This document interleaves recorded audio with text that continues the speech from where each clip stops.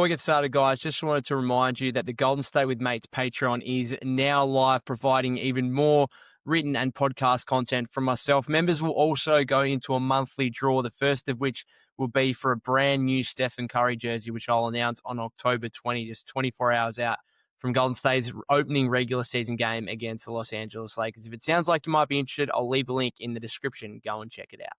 Coming up on this episode, I'm joined by Uriah Young of the NBA Now and Then podcast for a really fun exercise comparing some of Golden State's key players with players of the past. This was really fascinating, particularly trying to come up with comps for some of Golden State's younger players and who they could potentially become in the future. Go and check out the NBA Now and Then podcast. There's plenty of exciting content to come as the season gets underway. I'll leave a link in the description, and otherwise, enjoy the episode.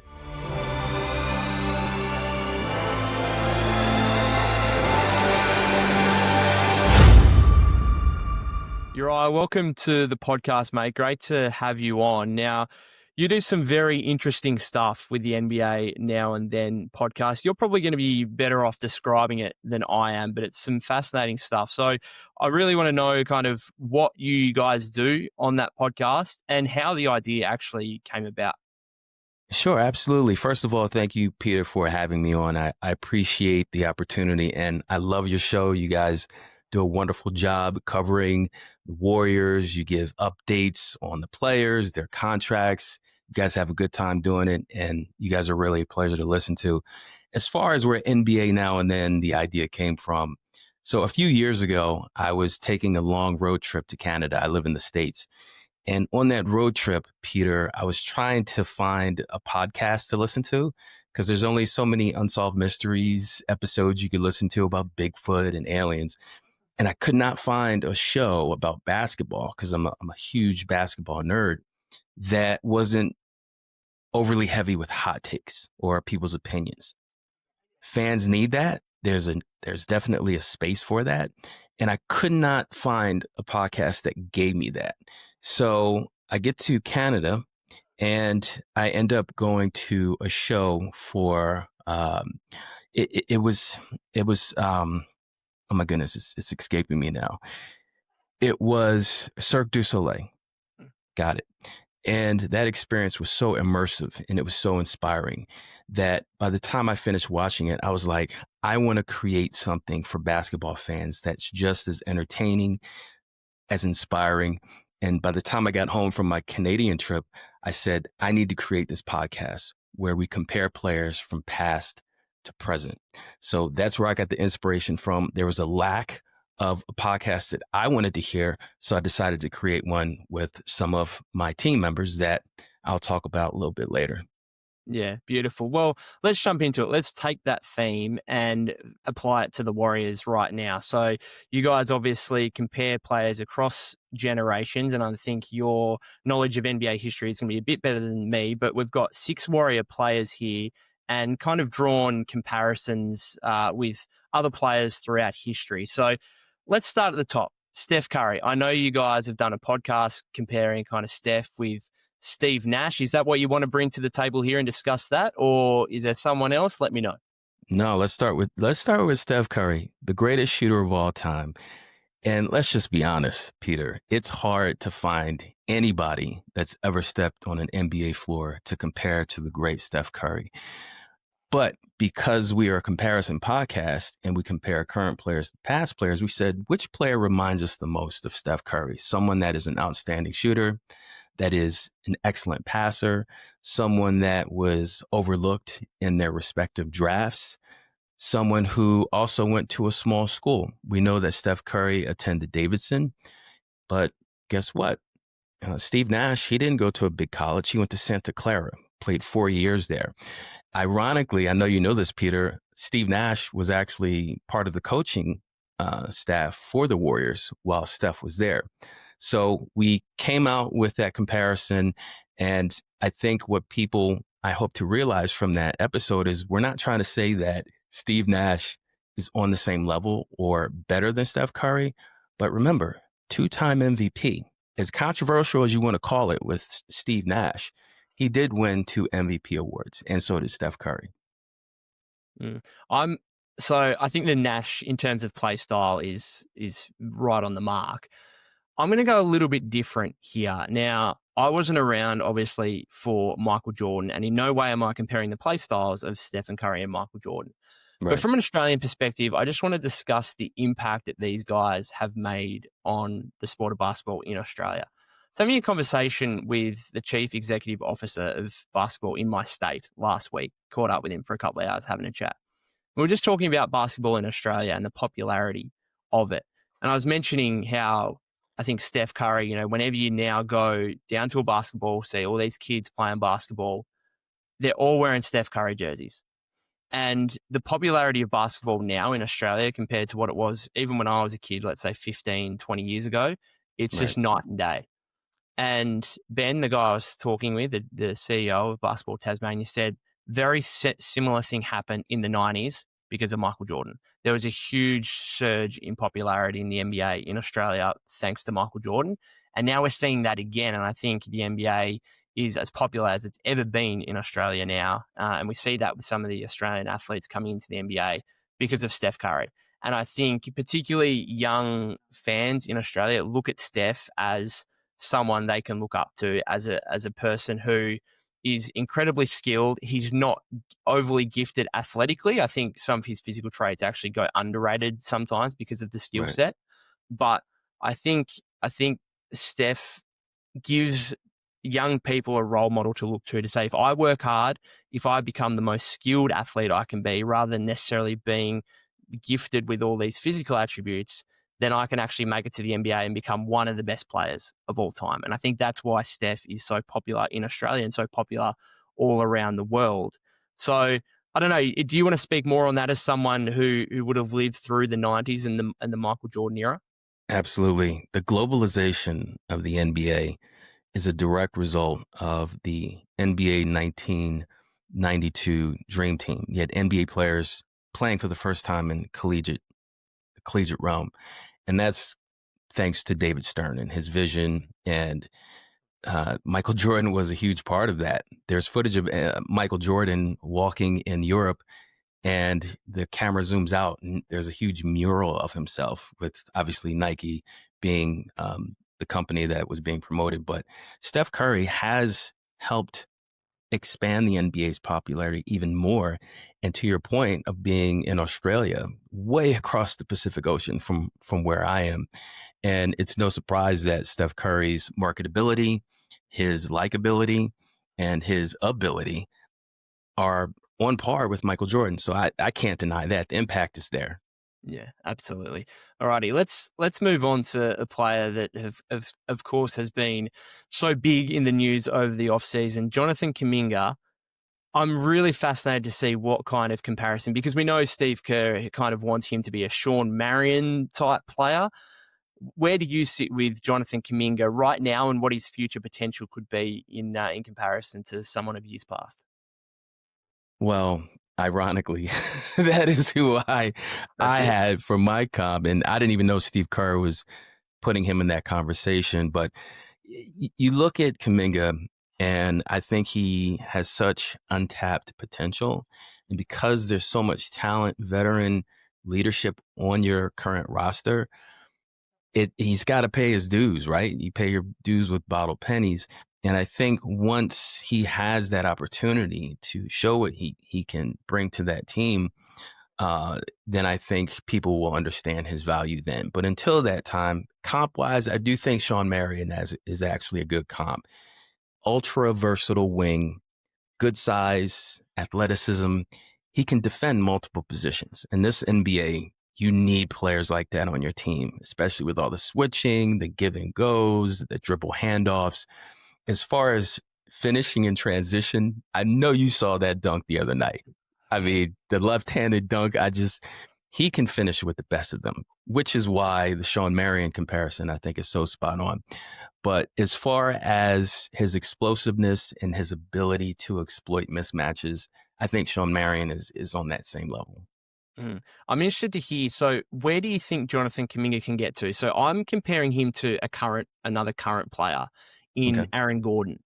So, Mm. and I'm fascinated to see where the trajectory of Jonathan Kuminga's career goes to from here, because to me, there's some similarities with Aaron Gordon in terms of high pick. Or Gordon was a 4th overall, Kuminga 7th overall, coming in, seen as a potential star, obviously got all the athleticism in the world and the physical tools, questionable outside shooting. Aaron Gordon took his career from being somewhat underwhelming in Orlando to becoming now one of the best high-level role players in the NBA. Do you think Jonathan Kuminga can make a similar transition? Do you think he can be more than Aaron Gordon and actually be a multi-time All-Star in the league? Or where do you see his career panning out in the next 5-10 years? That's a really great question. I think Aaron Gordon, the underwhelming part is disappointing because he is a very skilled player in his athleticism, especially when he was in dunk contests when with the Orlando Magic. He was a sight to see, right? Definitely when he came to Philly, you'd want to buy a ticket to watch him play because I live in the Philly area.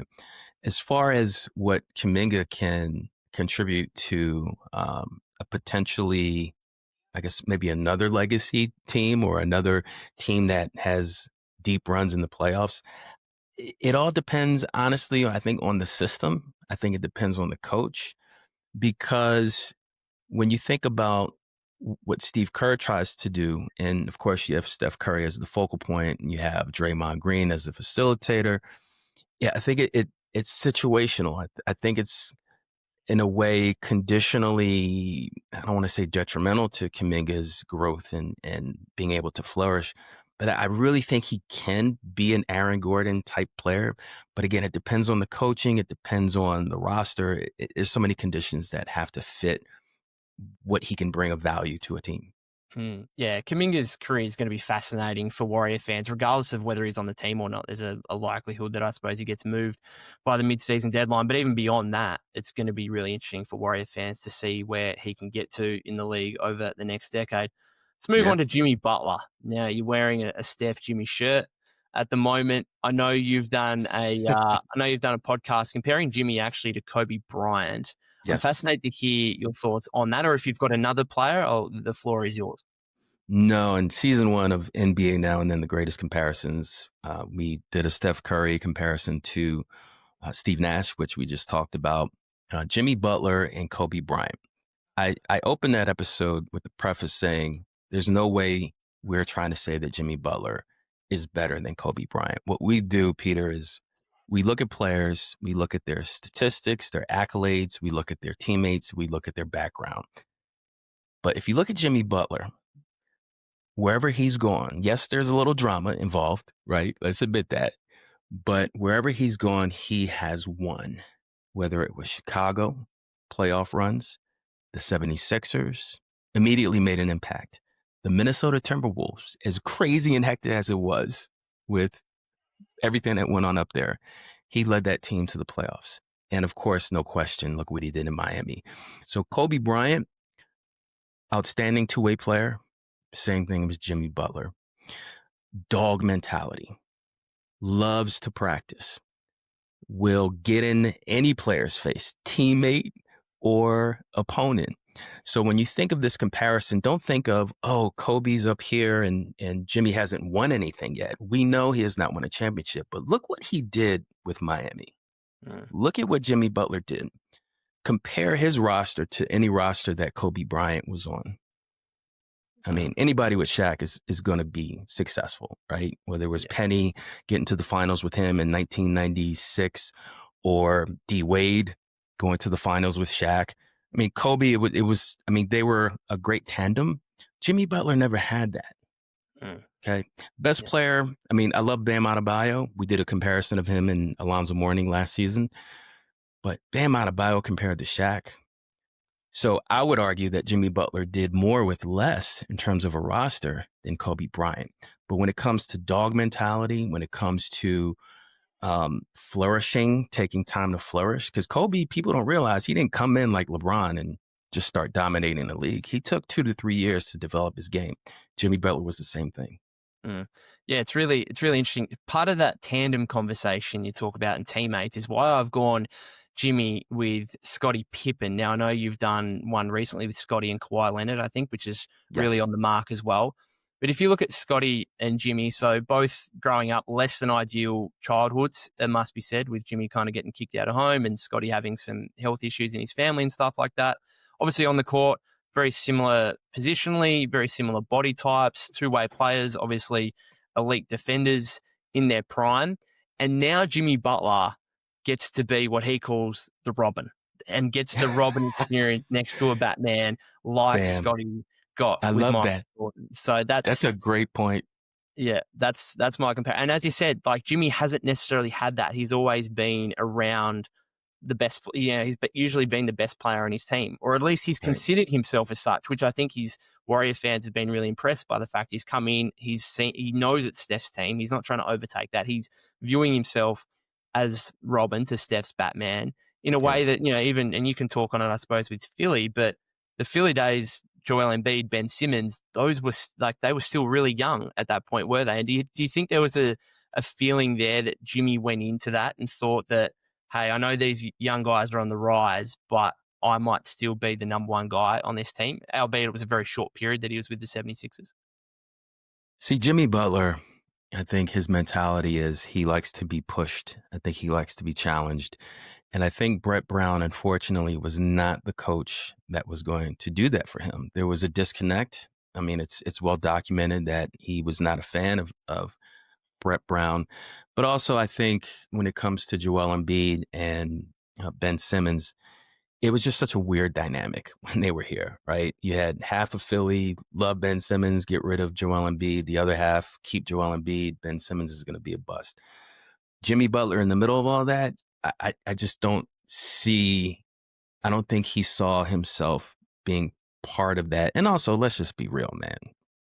He played in Minnesota, Chicago, and Philadelphia, three of the coldest winter places in the United States you could ever go. Play there or play in South Beach. Come on. I would want to play in Miami too. Plus, you Yeah. got Pat Riley down there in Spoelstra. Yeah, very fair. Well, we've gone through Steph and Jimmy, who are both star players, and Jonathan Kuminga, who still sees himself as a potential star. Really interesting one here, Moses Moody. Now, I'm kind of like looking for a comparison for Moses Moody. It's very difficult when you start talking about legitimate role players. I don't think anyone's sitting here thinking that Moses Moody is going to be an all-star caliber player in this league necessarily. So I'm fascinated to hear who you've got for Moses Moody as a comparison. I like Moses Moody. I think he definitely plays a significant role within rotation of what you guys have going on in Golden State. He kind of reminds me of, and this is going back to the San Antonio Spurs days, Bruce Bowen. I'm sure you know who Bruce Bowen is, right? Yeah. So prototypical 3-and-D, excellent perimeter defender. And you watch Moses Moody and all the spot up open shots that he gets and knocks down. It's no wonder that he plays such a critical role. He, just like Bruce Bowen, when he was with the Spurs, he was not a high usage player because you had Duncan, you had Ginobili, you had Parker. So Bowen would be like, okay, I know my role. I'm playing D on the best opponent on the other team. And when you kick me the ball, I'm going to knock down the shot. And that was the skill set that he developed to help prolong his NBA career. So as far as Moses Moody, look, keep defending, keep rebounding, and hit those open threes. Yeah, no, I like that. I'm not sure if Moses can ever get to the same defensive capability, but I think he might. He's earning that trust from Steve Kerr as one of or Golden State's primary perimeter defender heading into this season. Disappointing with the recent calf injury. It's fascinating again because I was looking at potential comparisons, and Danny Green was kind of one I looked at as well as a former Spurs player. But then I was wondering, can Moses ever become the absolute like lethal sharpshooter that Danny Green was to a Mm-hmm. degree? That's a bit of a concern. I've gone one a bit more out of the box potentially. Recently retired as well as Danny Green, Wesley Matthews. So came into the league a little bit differently. Obviously, Moses 1 year at Arkansas was drafted 14th overall in the lottery. Wesley Matthews 4 years at Marquette and then went undrafted. So very different there. But I was kind of looking at Wesley Matthews again from like the skills, like 3-and-D skill set kind of thing. and just kind of the numbers that Wesley Matthews put up, where starting in Portland, obviously, and then over a 10-year career, he was very, very consistent. Yes. 12.2, he averaged between 12.2 points and 16.4 points per game across that 10 years. So it was in between those numbers. And then shot between 36 and 40.7% from three in all those 10 seasons as well. So an incredibly consistent 3-and-D type. And I'm looking at Moses Moody now, entering his 5th year in the league. You mentioned a guy like Bruce Bowen. I'm mentioning Wesley Matthews. These 3-and-D types who can be really high level 4th or 5th starter on really good teams. And I think we're overlapping there with what we think Moses Moody can do in his career. So that's why I went down the Wesley Matthews path. That's a good one. That's a good one. I like that one. All right, back to the final veteran, Draymond Green. Now, I know, again, you've done one with him and Metta World Peace / Run Artest. Is that what you're going with here as well? You know it. Yeah. You know it. Let me tell you why.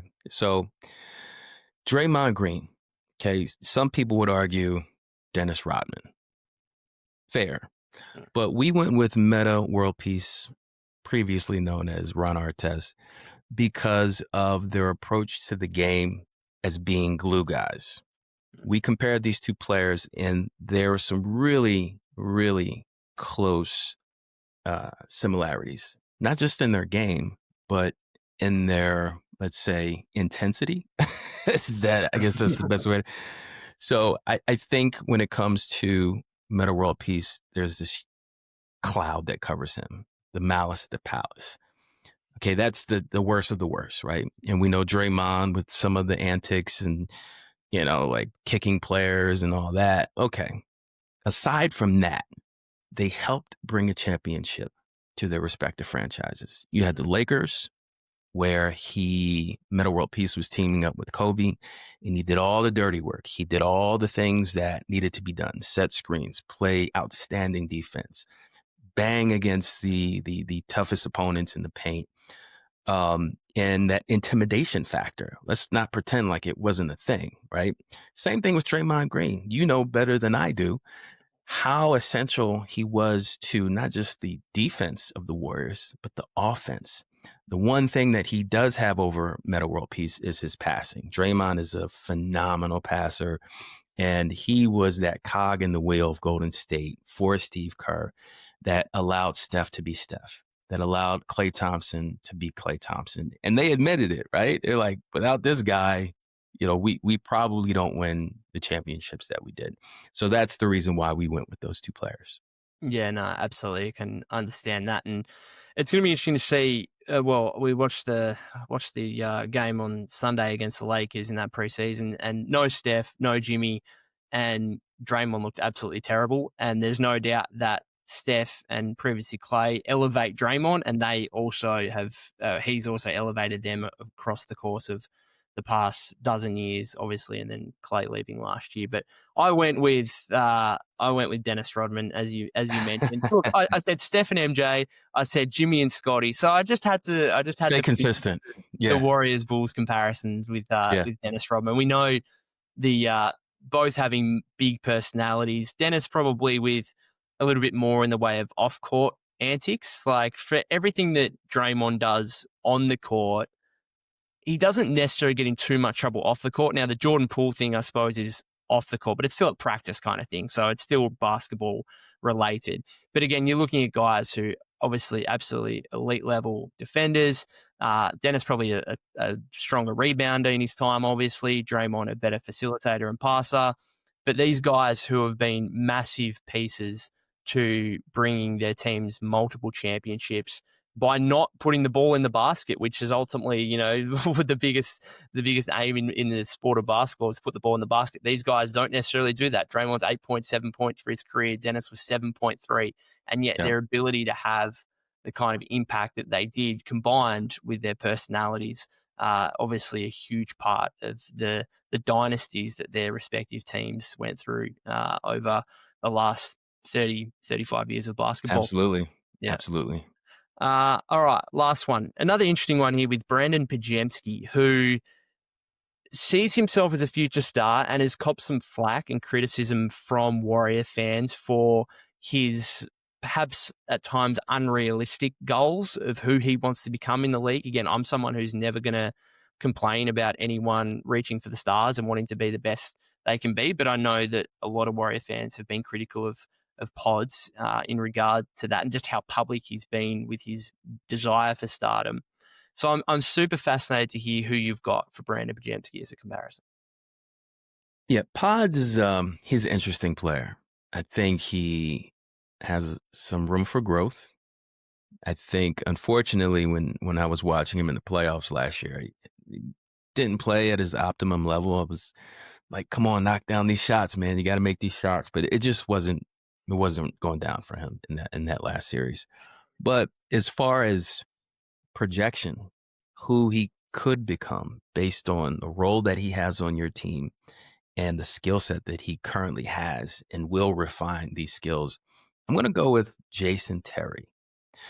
Now, I know he's not a lefty because Pods has that sweet lefty shot. But if you think about Jason Terry, you think about a guard who could score off the catch, a guy that is not shy of the 3-point line, and not necessarily relying on athleticism to get to the basket, right? I think Pods has a pretty good basketball IQ for being such a young player.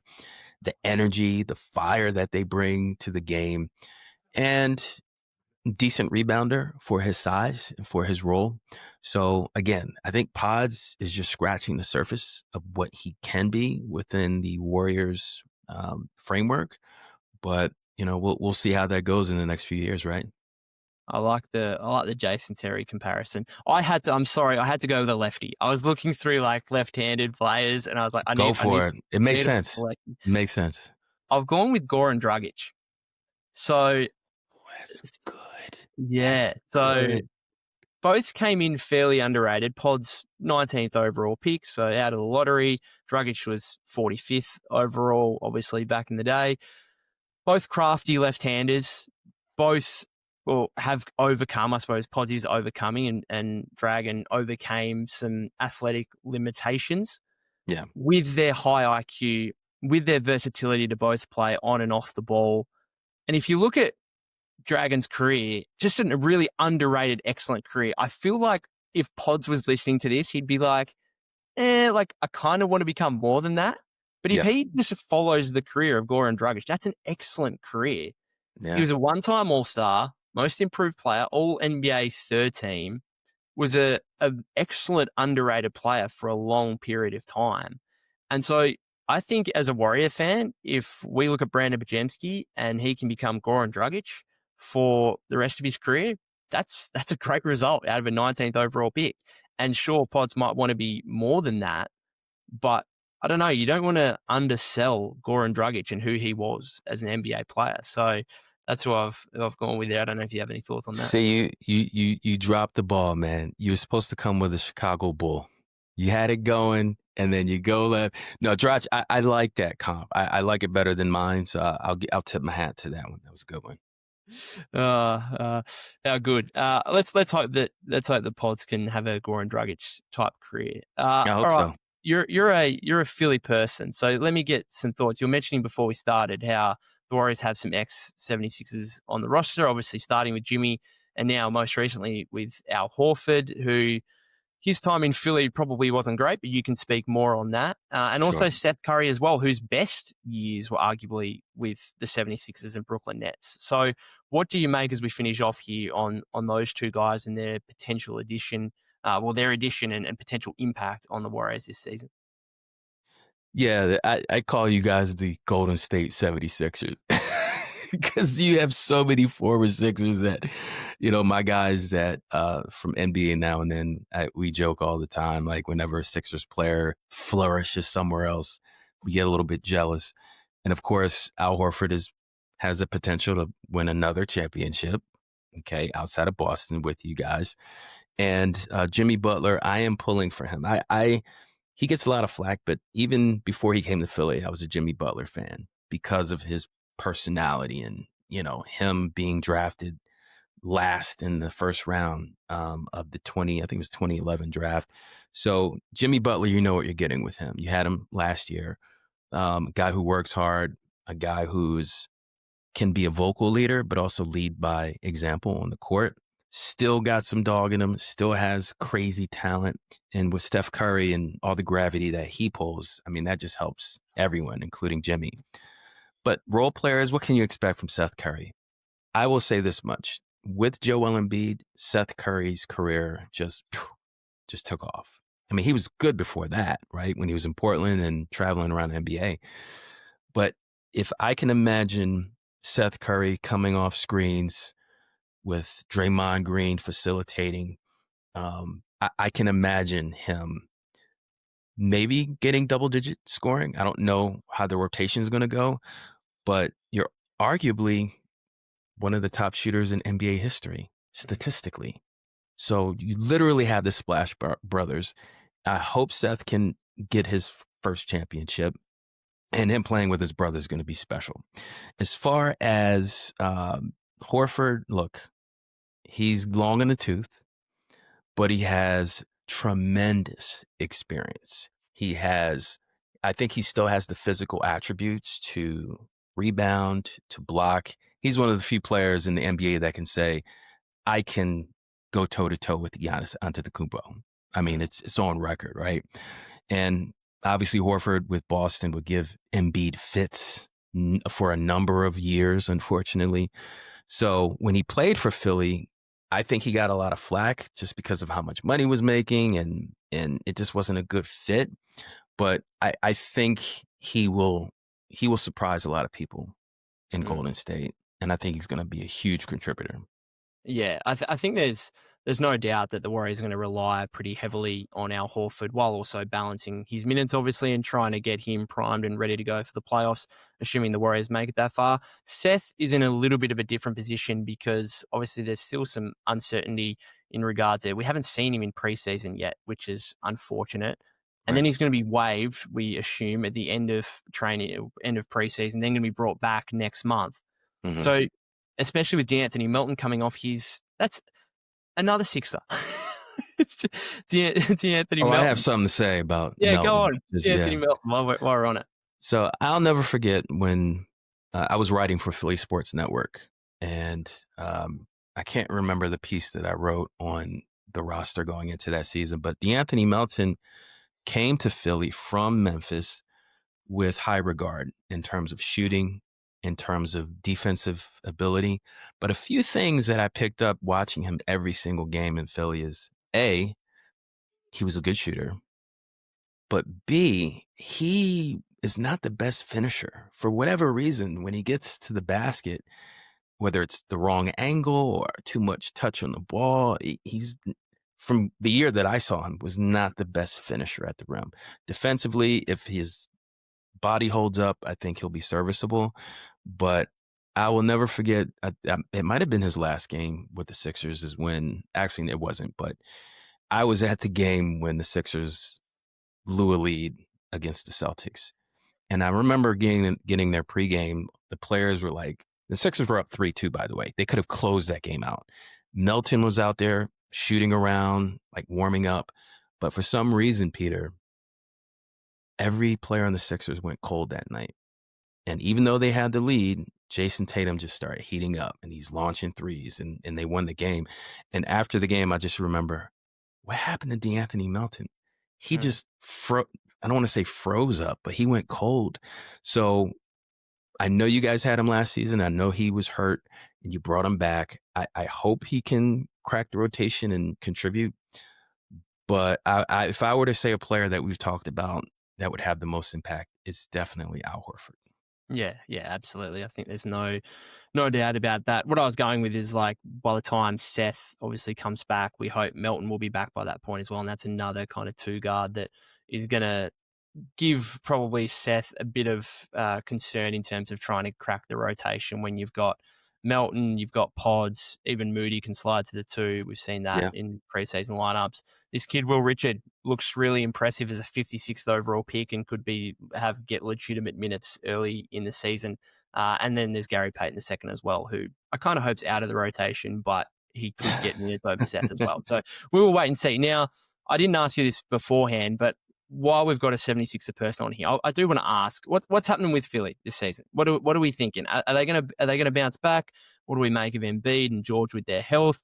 What's going on? What's the hope in Philly at the moment? So it's a really great question. I think we all know that the elephant in the room is the injuries to Embiid and Paul George and the amount of money that they take up with cap space. Look, I when Joel Embiid was drafted to Philly, I was one of like the most excited fans, right? And then he got hurt, and then it's been up and down ever since. Won an MVP award, but he'll tell you himself that means nothing unless he wins a championship. So unless his knees can hold up, unless he can play, let's say, 65 games, I don't know how far the Sixers are going to go. Yes, they have a great roster of guard depth. Maxey is an all-star. You have McCain, who, hot take here. I usually don't do hot takes, but I'm a guest on your show, so I can take liberty. Go for it. From what I saw, he has Steph Curry vibes. He gives me Steph Curry vibes. Because here's why. Jared McCain, A, is very comfortable in his own skin. Steph Curry, comfortable in his own skin. Good shooter, good range. He's an underrated distributor or passer, and he's a 3-level scorer. If you watch any highlights of McCain, there was like a maybe 20 games where he looked like rookie of the year. I think he would have been rookie of the year had he not got hurt. But I love McCain's addition. VJ Edgecombe is going to raise a lot of eyebrows with his athleticism. He's actually an underrated shooter, at least in the preseason. But it's all about Paul George and Joel Embiid. I'm hopeful, but at this point, Peter, I've learned to not have expectations for this team because the heartache, letdowns, and disappointment have just overwhelmed my fandom, and I just go with the flow. Yeah. At this point. Yeah, you can't if you don't have expectations, you can't be disappointed. So it's unfortunate that you've got to that position, but it might be the reality with Philly's situation and what we saw last season. And it's a real shame that McCain's already injured and got that thumb issue that Moses Moody dealt with at the end of last season as well. Uriah, great to have you on, mate. This has been a really fun and fascinating exercise for me. Where can we find the podcast? Is there anything else you want to plug before we get out of here? Sure. I just want to say thank you again for having me on as a guest. Again, I love your show. You guys do a great job covering your team, the Warriors in Australia and beyond. But as far as NBA Now and Then, we're going into our third season.